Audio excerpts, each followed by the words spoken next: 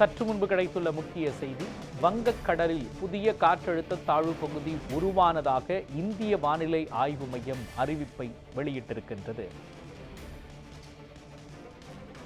விரிவான விவரங்களை வழங்குவதற்காக நமது செய்தியாளர் தாரணி இணைந்திருக்கிறார். தாரணி, இந்திய வானிலை ஆய்வு மையம் வெளியிட்டுள்ள அறிவிப்பின் முழு விவரங்களை நீங்க பதிவு பண்ணலாம்.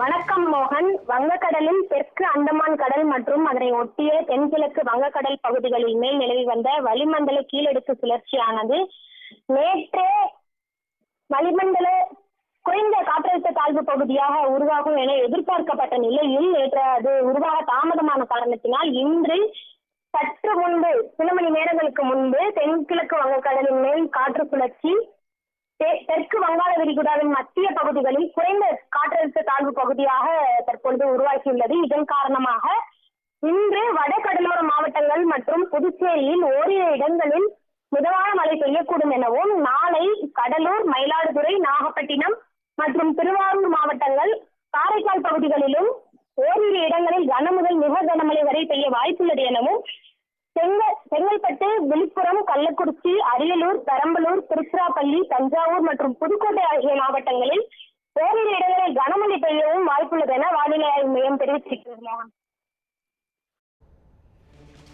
விவரங்களை வழங்கியதற்கு நன்றி தாரணி முத்து.